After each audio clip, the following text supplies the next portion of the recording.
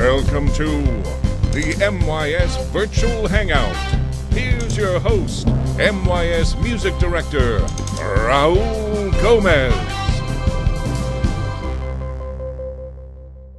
Good afternoon and welcome to Hangout 52.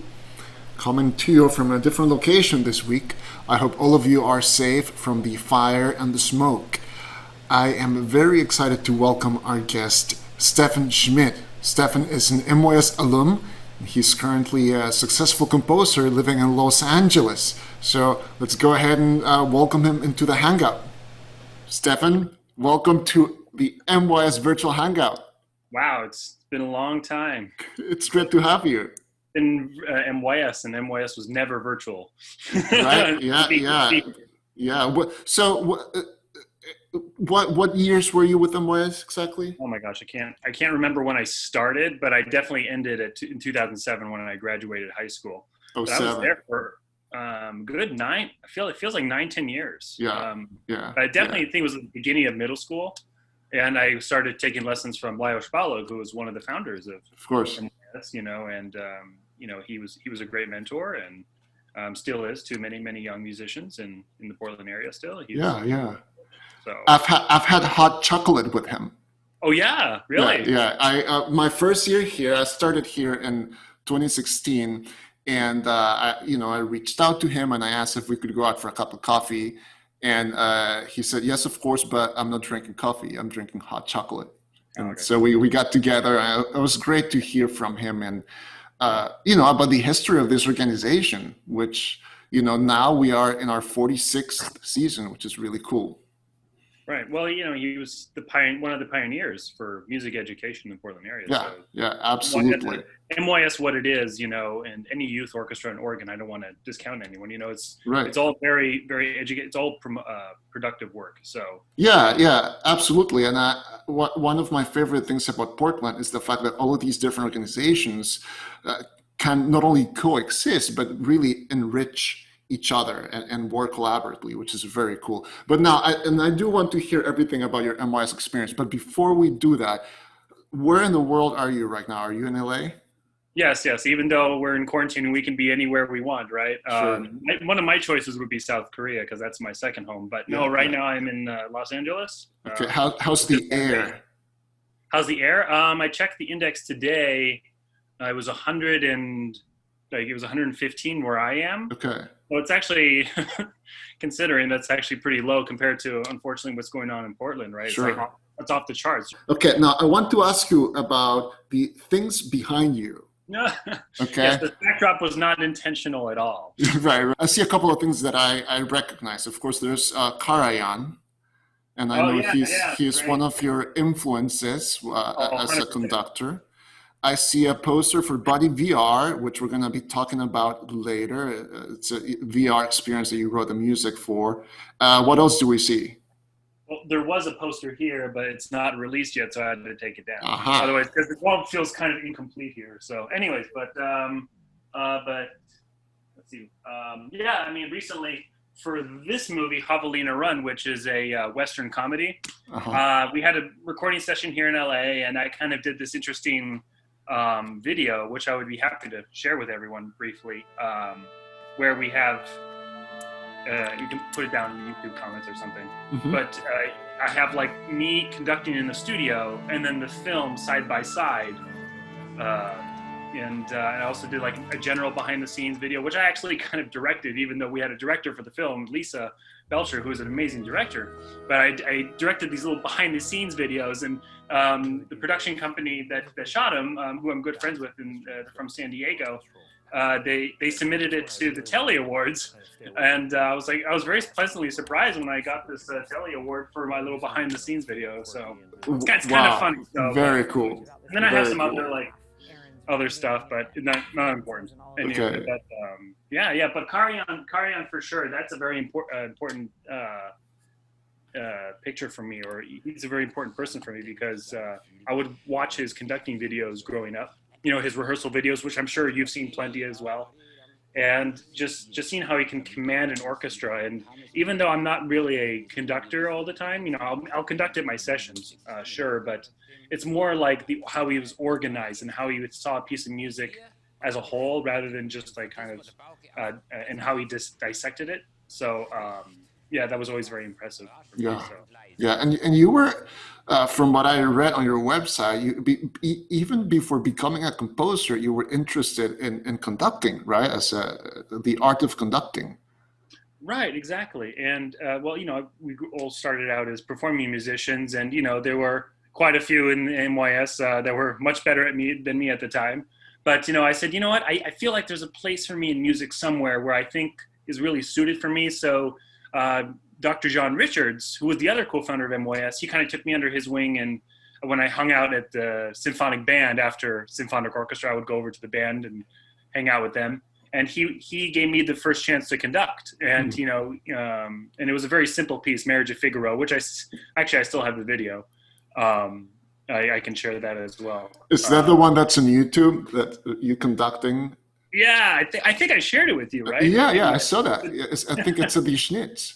Yeah, the Schnitz, right. That was my first conducting concert ever. And then we went to China that year for the tour. Yeah.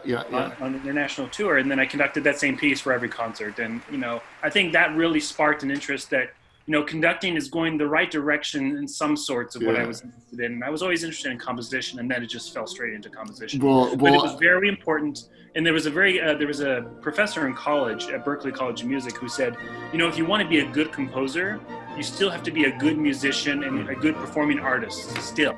Yes. So, and I think mixture of my viola skills and my conducting skills, I think bringing those together really still are a core to my compositional traits. So yeah. Well, let me ask you something. So all of this at MYS, I mean, you're a violinist and violist, and you ended up conducting the symphonic band, and of course, Dr. Richards also was your mentor. But how did you, as a young string player, get in with the band kids? Like, how were you welcome into that world? I think I had some. And also people that know me back from MYS in those days, you know, I was kind of a little odd guy, you know, quirky, very funny. I was a prankster, but I was very sociable. I just like to talk to everyone.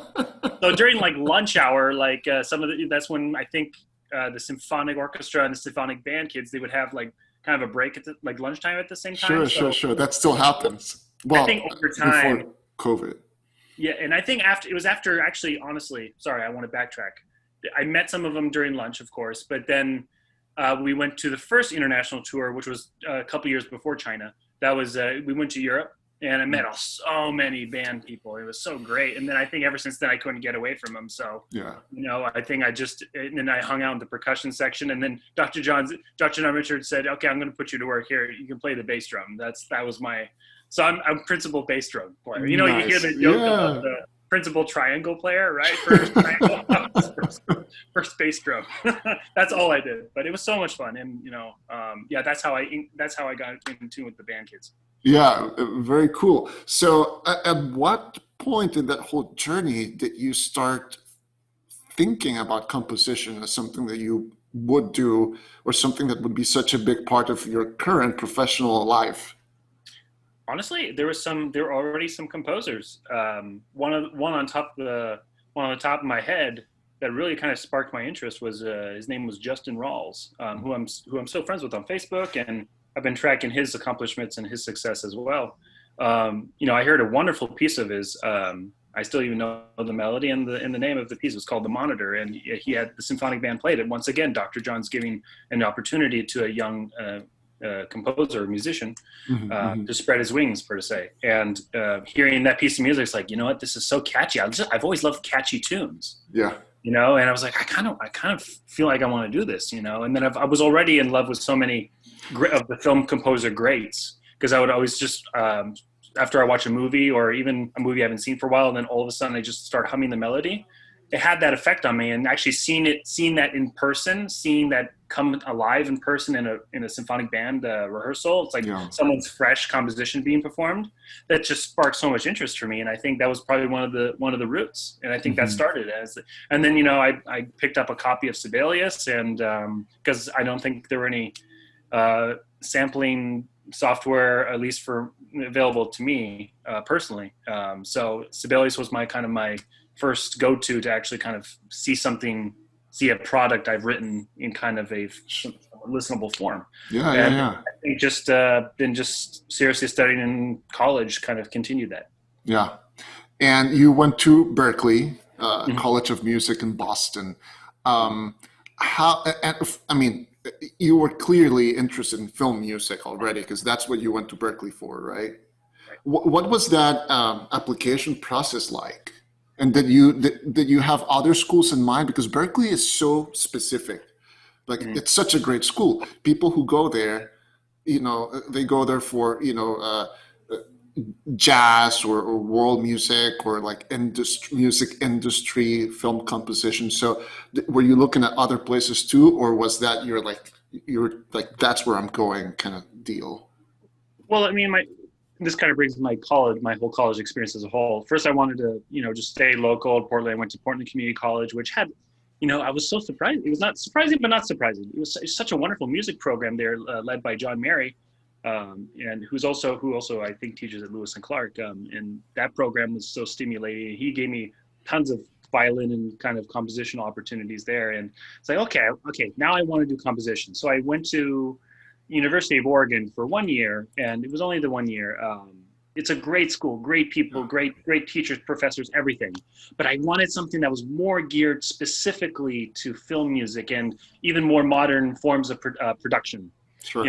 Not just the composition itself, like everything, mixing, recording, because there's so many facets. And I want to go to school where we have professors literally from the industry that have worked there for decades and now teaching at Berkeley. So that's why I decided to go there. Now, the application process, it was like a standard application. I actually had to do go to a certain, Berkeley's audition process in many parts of the world and parts of the country. I actually had to travel from Eugene, where I was University of Oregon at the time. I had to go up to Seattle to do my audition. And they needed violas at Berkeley. Surprise, surprise, everyone always needs violas. So that helped me get in, to be honest. You hear that, MYS students? You've heard me say it before. If you play the violin, you should also play the viola, and vice versa. And if you're, I'm sorry to interrupt, but it opens doors. Viola and other, like in the woodwinds, there are also some instruments like they're going to open doors for you. So, anyways, I'm very glad to hear that. Also, I'll expand on that just a little bit, and then we'll get back to Berkeley. Being a viola player, sitting in the viola section, you're in almost the heart of the orchestra. You think, everyone has their opinion where the heart of the orchestra is, but you're kind of in the center there. Yes. You hear everything around you. You hear the beautiful cello section, which a part of me kind of hoped that I learned cello, but oh well. Anyways, but viola is great because then I hear the trombones behind me and the brass and the woodwinds. It's just like this flood of sound, and I feel like the violins are great. Of course they're they're great, right? But you get carried away just thinking about the violin section by itself, I feel. So it's kind of nice to have that diversity, finding yourself in the viola section. And of course, professional opportunities, money-wise as well, for career opportunities. Oh yeah, viola definitely opens up the doors. And you meet very interesting people. It's a very quirky bunch of people. It really is. And you know what, too? It teaches you to listen differently. When you're playing viola and when you're playing that line, the alto line, right? It's so rich, because generally the ear, it's attracted towards the melody, right, high, or the bass, low. But to really train your ears to listen to those middle voices, I think is really important for any aspiring musician. So yet another reason why playing the viola is good.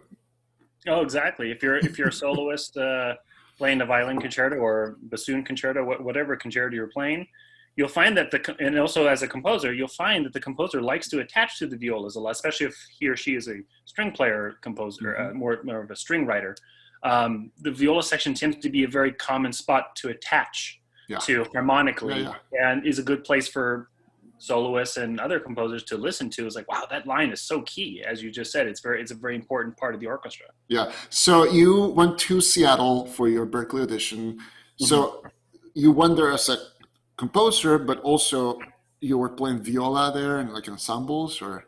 Yeah, they started as started symphony orchestra not too long before I got there, so so I was part of that, and I different various ensembles, and yeah, being a viola player was very busy at Berkeley, but It's awesome. I think that and once again with my sociable personality, I met a lot of great people, and those relationships carried on into a lot of people I know here today in LA who are from Berkeley, who are alumni Sure. and are now here. Sure. So it's not just a phrase saying it opens opportunities; it really opens doors, and you don't even know what's going to happen. Yeah. So it's very Yeah, important. totally. And how long were you in Boston altogether?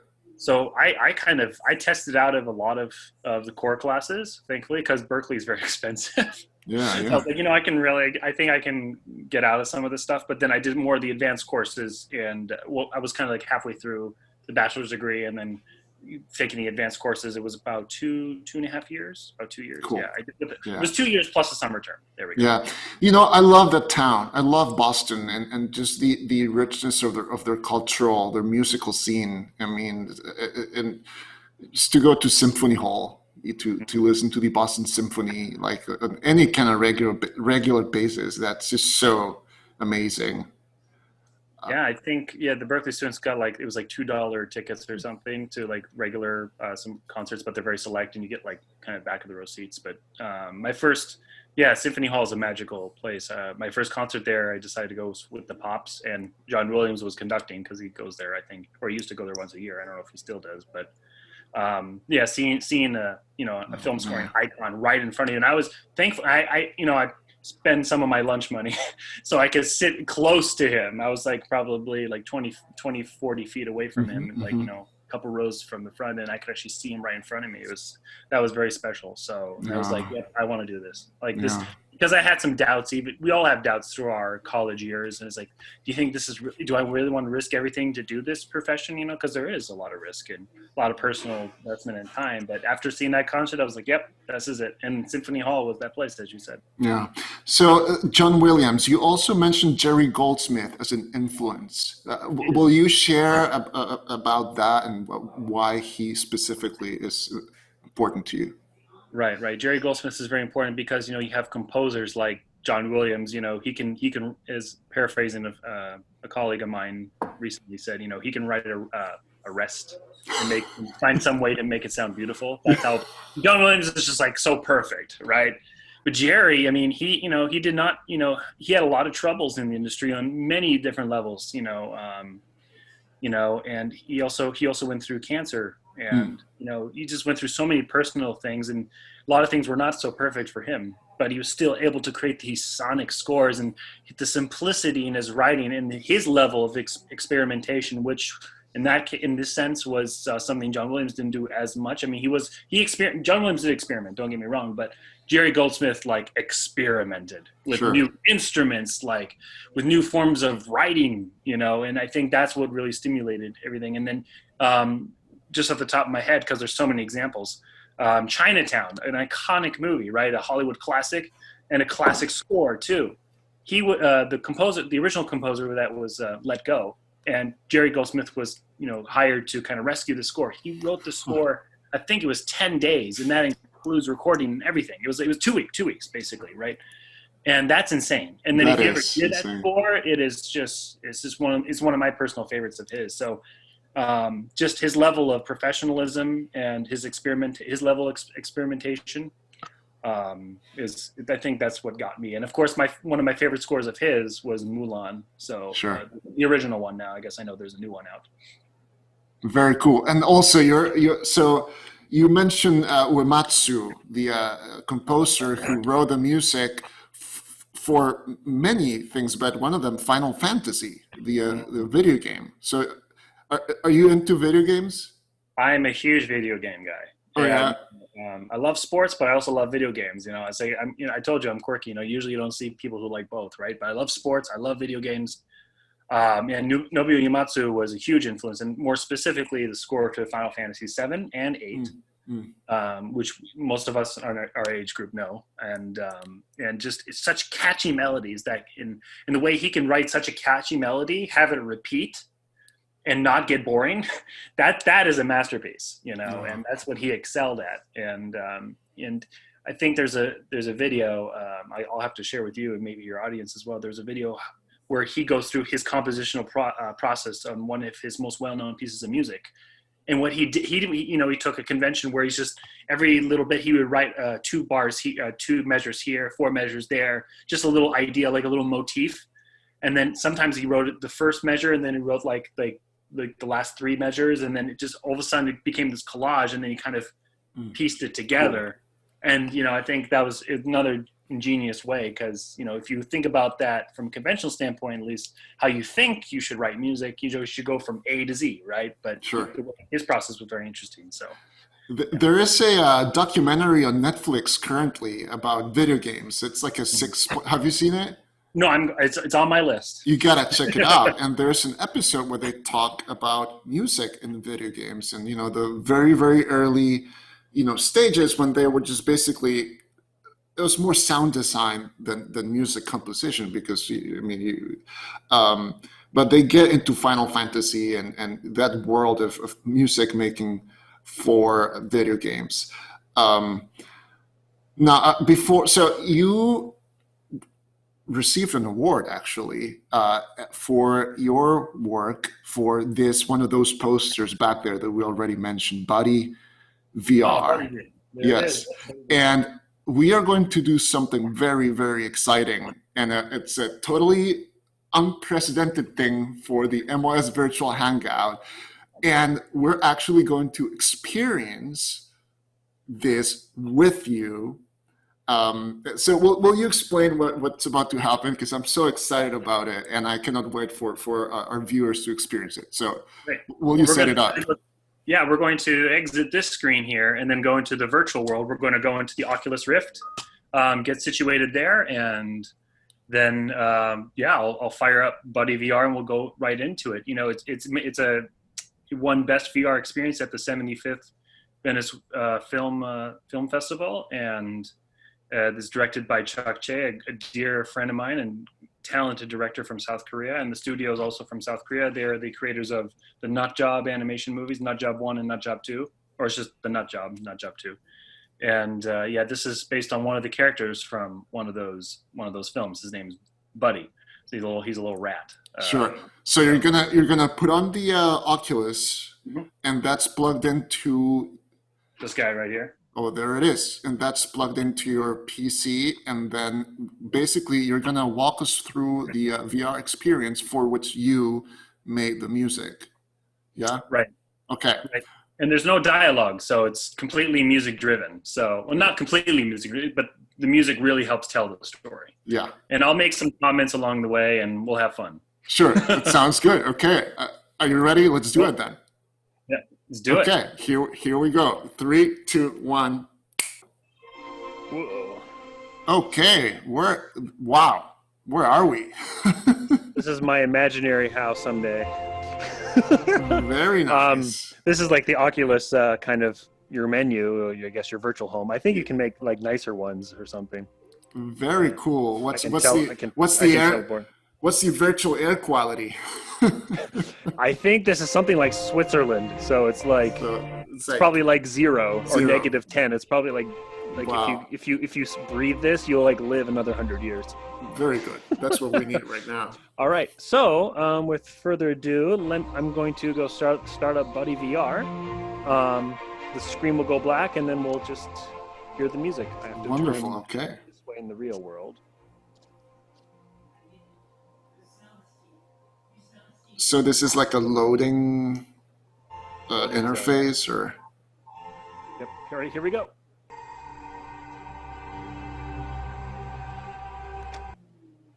Okay. Very cool.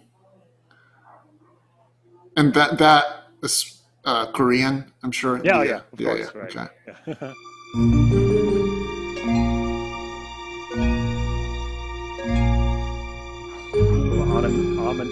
Ominous music.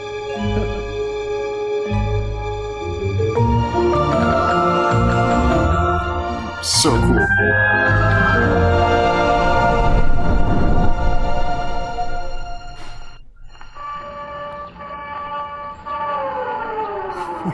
So right now you're just kind of like standing in your like room, Stefan, Yeah. just kind of moving and looking around.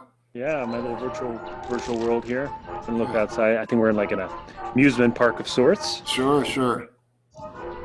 The director of this VR experience his name is Chuck, and you see that there's Oh, yeah. there he is, a Yeah. little Easter egg there. So yeah, I can kind of walk around to an extent here. Uh-huh. If I get too close to the boundary, it starts getting dark. Oh, okay, okay. Just saw Buddy walking on the ground there. These just vibrated, so it tells me that these are active. Yeah. And there's Buddy. Oh, there's somebody. So this is kind of a cue for you to help him out. I can get up there. Ah.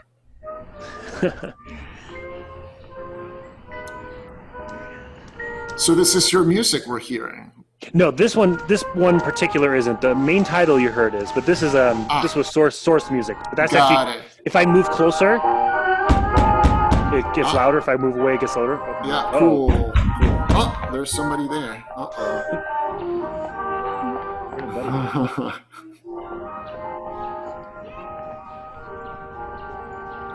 Man, this is so cool. Uh-oh. Oh, that... She means business.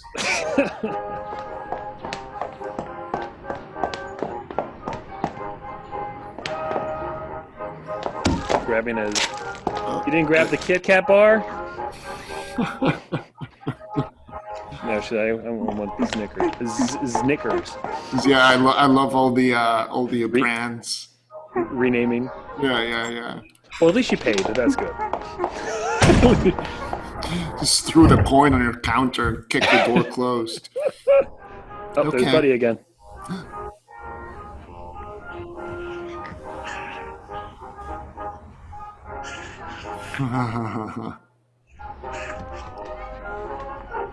And so you were saying that there's no dialogue, right? Nope. Uh-oh. Oh, here's my music. Something's Yeah. happening.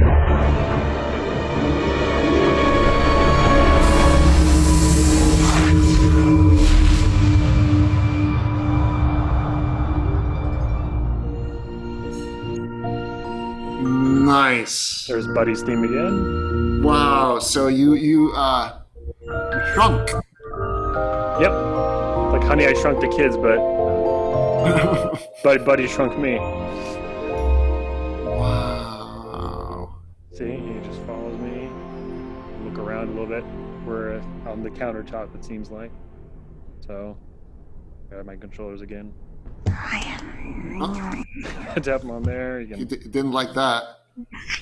can pet him. Can pet him again. You have to do it like 3 times. Yeah.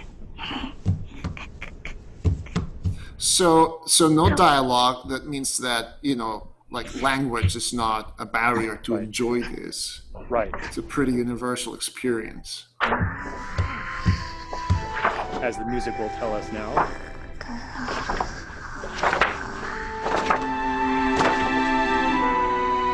Oh.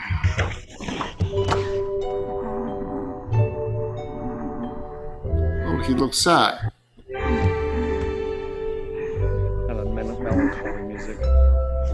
And this is your music now. Of course. Everything Yeah. from here on out is my music. So he has an idea, and the music changes. It's a little more exciting. Or a little more happy, I should say. Oh, his name is Buddy. Okay, this is where we can... Hey, buddy. Now the music is going to ask a question. There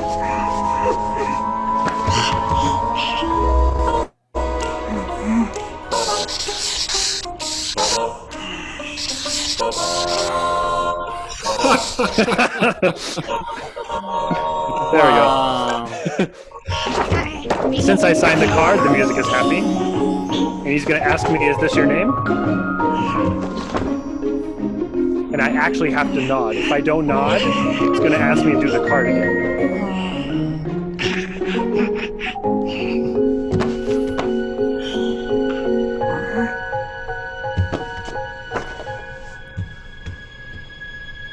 All right, now we're going to hang out, I guess. So, can I ask you something? So when you sit down to create the music for this, do you have basically a list of cues, or like in order to know that you need to create music that asks a question? Like how do you know that? I just basically ask the director and confirm everything I see thematically. If I want a Mickey Mouse like that, actually, if I want to do that, I ask about specifics. Do I want a mood, or do I want to hit certain events? But every animation, which this is based off of, everything happens. Like music, just like I said, right now, bigger. Imagine yourself flying. I put a waltz.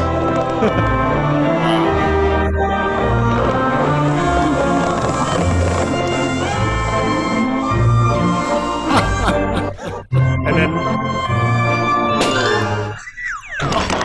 there we go. So yeah. you got to basically experience this, the graphic part, without the music, and then you added the music. Right, exactly. So I mean, there was kind of an animation version of all of this happening, like a more basic form. Yeah. And then okay. and then sometimes some things they had to time to my music, which is also very common. So, but I try to get it as exact as I can. Okay, now he wants me to hit the drum. Oh, so now you're playing drums. Yeah. Wow. Remember, I was only a bass principal, so all this is like, oh my gosh, I can't do this.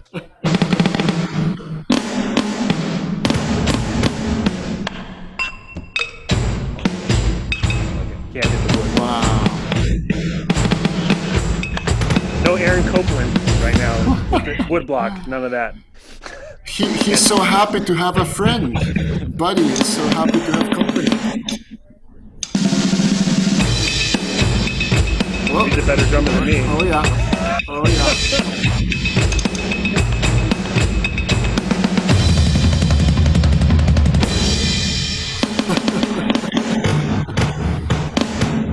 This is obviously sound design, not me. Right, sure. So everything they programmed, like the fork, the cap, and all these. Yeah. I'm not sure plastic sounds like this though. But it sounds like a nice tom. That's a kind of a satisfying sound. Yeah, and then of course the sticks itself. Oh, that is different. I guess we caused too much noise.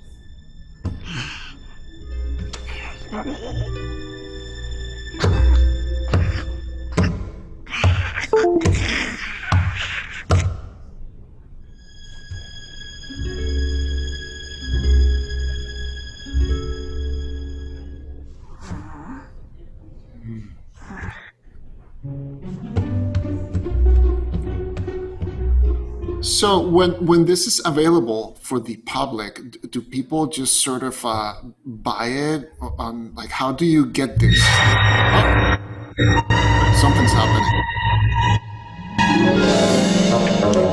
I played a trick.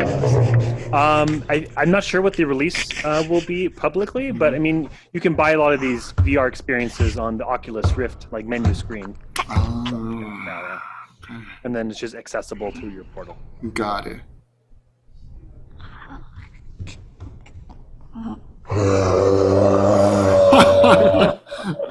Uh-oh. Oh, she's back.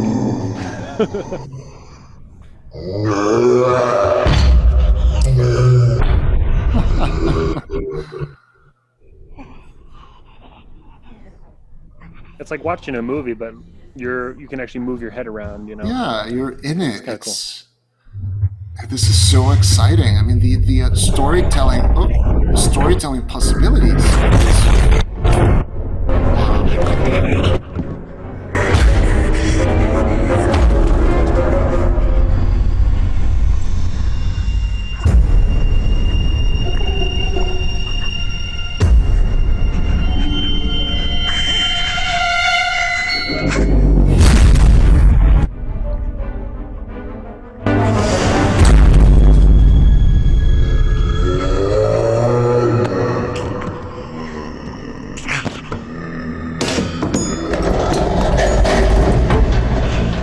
Now the music you hear right here, this is a loop. So obviously I'm meant to do something right now. Ah. So when What does he want me to do? Oh, he's pointing. It's pointing.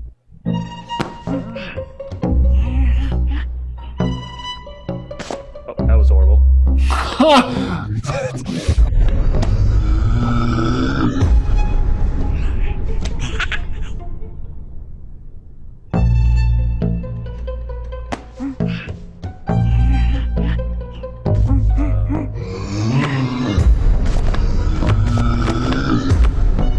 Oh wow, I'm horrible at this. Oh, there, she got better. Oh.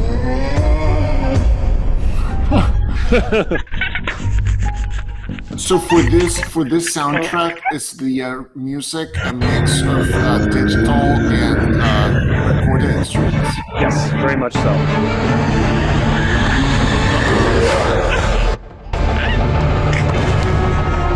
Oh no, she got him. Oh, buddy.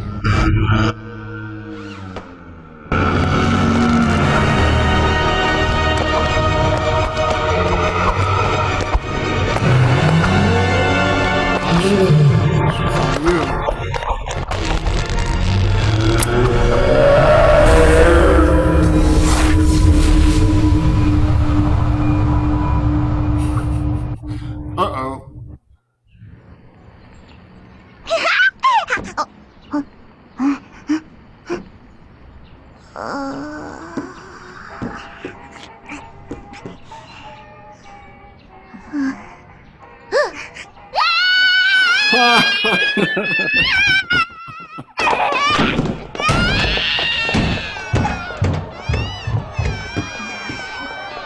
Wow.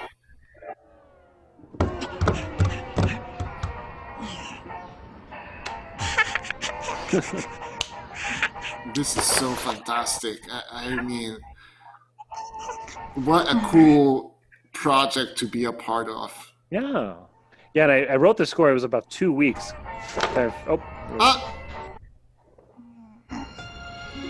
Very cool. So MYS has officially gone through Buddy VR.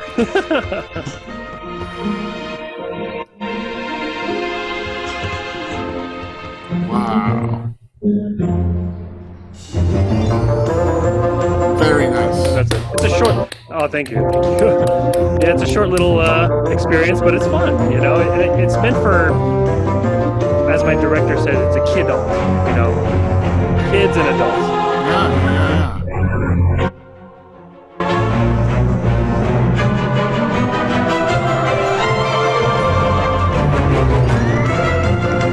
Conducting the music.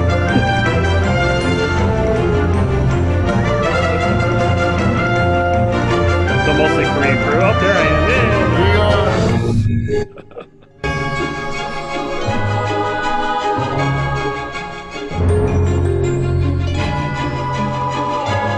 Ironically, this is the biggest piece of music. Sure. Yeah. Yeah, for a composer, the end titles tends to be like the biggest piece. It's great, man. I mean, it's a great score. So Thank you. It's do you kind of have a mixture of Aaron Copland, a little bit of Aaron? It's a very American sound, I would say. Do you have this music like formatted, like engraved for like orchestral performance? I mean, I do have it. I think I do have a score for it. I'll have to double check. Oh yeah, I always like to credit all the musicians involved with the project as well. Cool. So cool. I think that's very important, you know, because they make the composer's music, right? Sure. So it's not like you just get them in the studio. I was like, oh, we're done. Bye bye. Yeah. It's like, no, I want to honor them. So Yeah. there's that waltz again. Flying. Yeah, it's a flying waltz. That violin is real.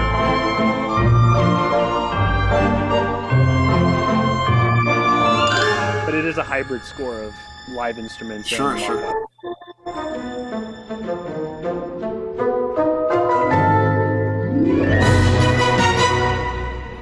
Very nice. Oh. That fell. Final farewell. That was it. Wow. That was just so fun. It was so cool. which is so cool. It's I mean, have you before this VR project have you done other like VR or music for any other VR experiences? Yeah, actually, with the same director, Chuck, the one right next to it, right here, it's in Korean, but it says like "Follow the White Rabbit." Sure. Produced by another South Korean studio, but it's based off of Alice in kind of Wonderland, right? It's based off that traditional story. So another fantasy type score. So yeah, but that one's more thematic, where the music really kind of just flows with the story. Sure. Unlike you heard in Buddy VR, there are some moments where the player makes a decision and the music loops, like the functionality of a video game. So yeah, very, very cool. Let's talk about South Korea. You have a special relationship with that country and with creative people in South Korea. How did that come about? Right. Well, first of all, when I was at Portland Community College, I met my future wife there, who is my wife, a wonderful companion today, and she's from South Korea. Her name's Jian, and ever since 2009, I've traveled to South Korea numerous times. It's my home away from home. Sure.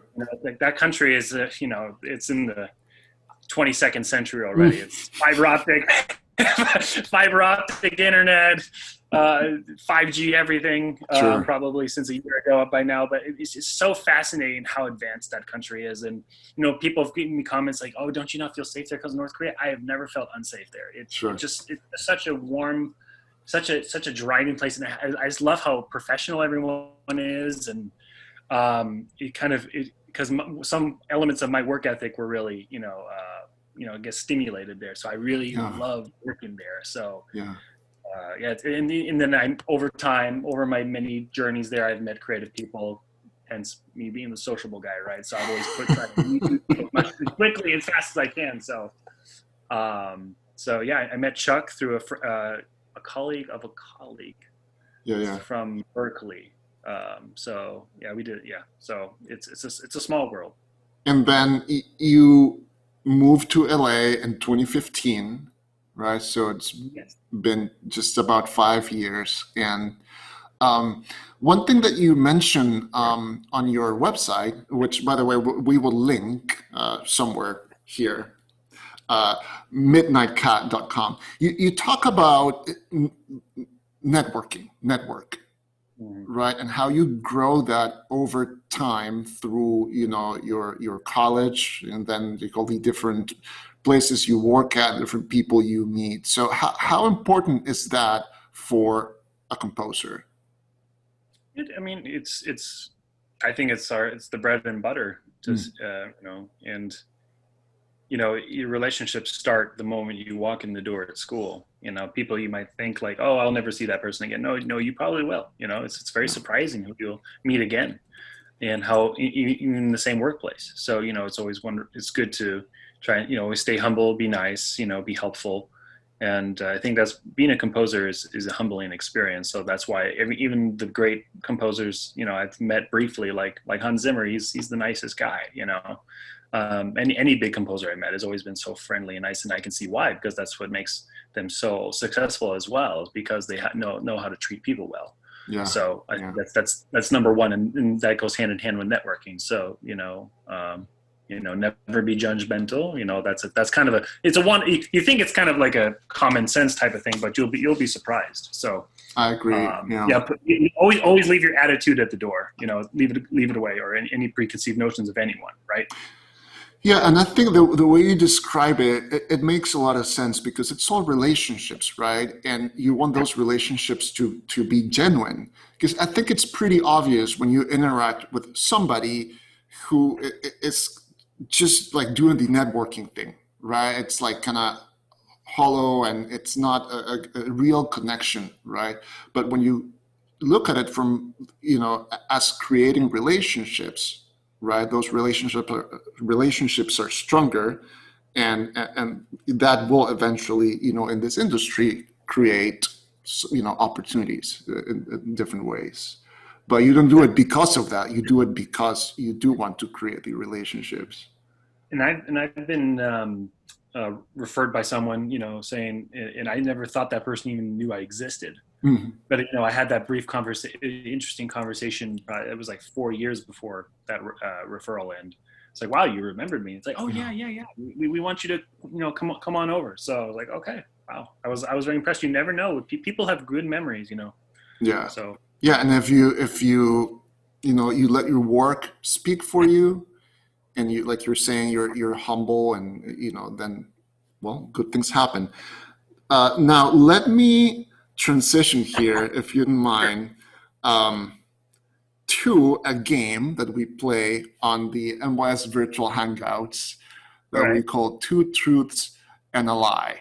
Okay. So for those of you or viewers who are joining us for the first time ever, well, we received 3 statements from Steffen. 2 of them are true, 1 of them is a lie, and my job is to guess which one is the lie. And if I guess correctly, then I win, and if I don't, then I lose. That's it.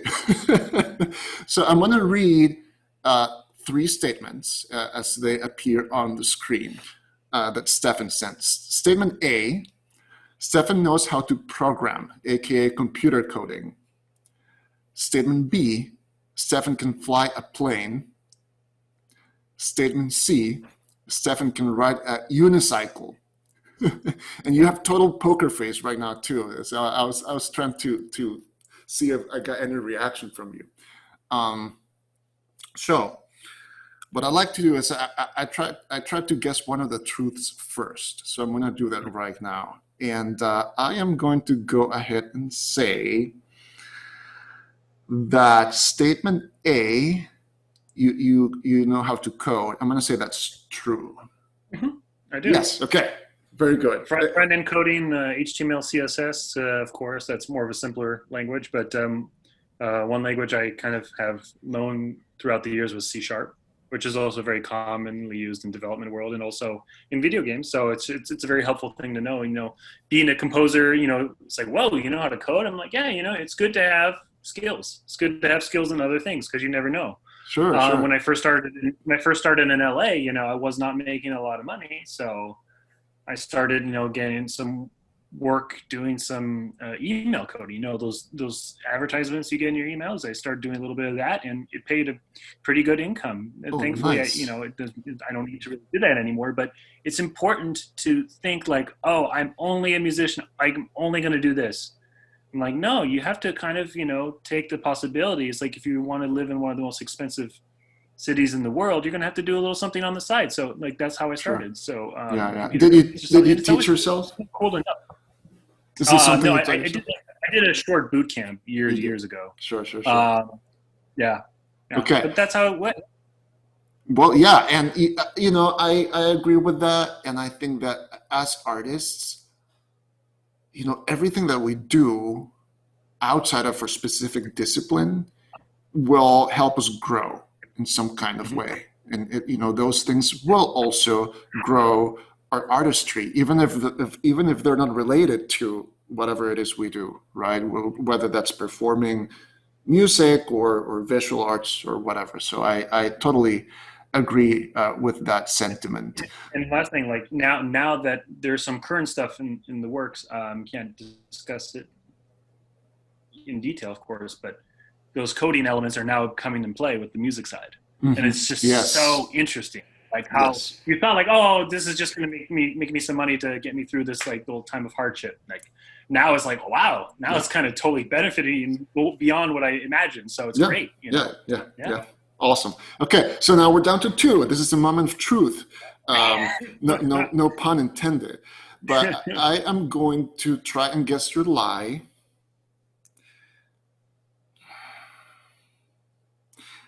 I don't know. I mean, you're so like somehow like the fact that you're so tech savvy makes me think that the plane is true, but then again, the unicycle seems kind of random, so maybe you're just trying to trick me. But I don't know. I'm gonna go with my gut, and I'm gonna say that the lie is that you can ride a unicycle.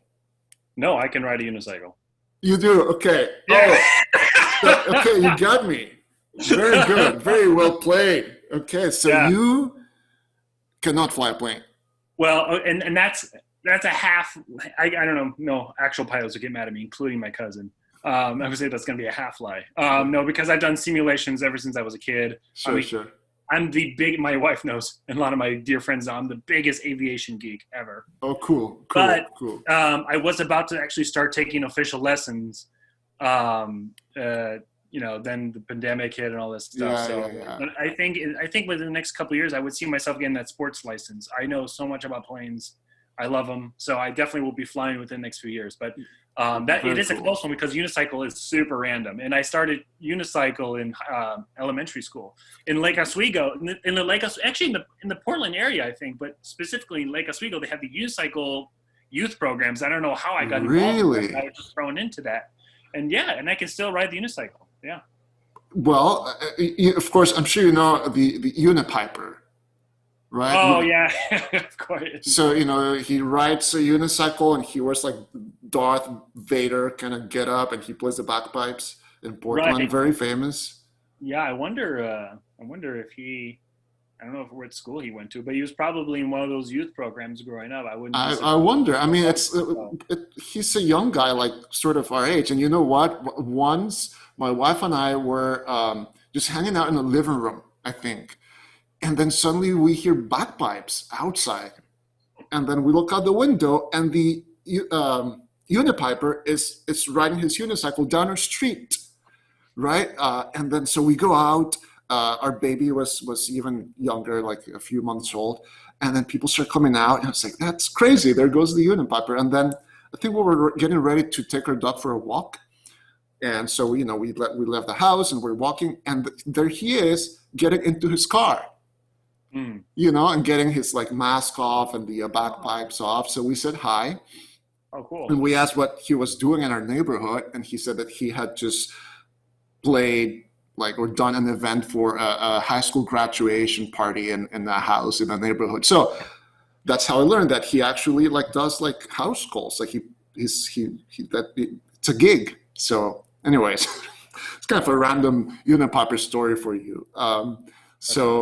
Well, that's I hope that your unicycle riding will come handy in the future for you sometime. I don't think so. It's not like I ride unicycle for fun. I love bicycle riding. So I mean, I just ride. Yeah. Maybe you can conduct a recording session while riding the unicycle and make a video about that. Going back and forth. Yeah. Just to make it a little bit more challenging. Yeah, and then you got this 50,000. It's like a session. You get a full orchestra around 60 grand, right? To have it in front of you. You work so hard to get this take on your unicycle, then it was the best take, and then you fall over. That recording's done. Redo. Okay. Okay. I don't think it's going to be a financially viable. Yeah. Well, look, we're running out of time, unfortunately. So there's one final segment I want to do with you, and that is our sound advice segment. And my question to you, Steffen, is the following. If you could magically travel back in time and find yourself when you were in high school or younger, what advice would you have for yourself? As I mentioned, towards the beginning of this interview, there was young me, very sociable. I try to make it look positive, but then, I guess maybe I was so full of energy, maybe too much of energy. I could say, hey, Steffen, just calm down, have a little more patience, I would say, Sure. I was always very eager to do so many things, and some part of me still is, but because I'm just very driven that way. But sometimes that can be a negative connotation too. So just, always be patient, listen, or be more patient, young Steffen. Yeah, that's great advice. And patience is hard, and I relate to that. And I also see it in many very talented students, music students. You want things to happen right away. You want things to work right away, right? But, it's okay to take time. And actually, things take time. And patience is an important but difficult virtue. And I think that's great sound advice. Steffen, man, it's been such a pleasure talking with you. Thank you so much for spending time with us. Thank you for sharing Buddy VR. Congrats on that amazing work. And you make us all proud. And it's so cool to see also, like, on your website, you have the MYS logo there. So congrats on all your achievements, and thank you for being such an amazing ambassador to our organization. Thank you. Well, I know it becomes a tired refrain to say when this is all over, right? But when this is all over, it would be great to meet you finally in person and come to a rehearsal someday and, say hi to all the kids and everything. Absolutely. Yeah. Thank you, Steffen. We'll be in touch. Take care. Well, all right, bye. Okay. All right. Thank you all for watching. And please join me next week. Our guest will be Portland State University cello professor Hamilton Chaffetz. Until then, stay safe. See you next time.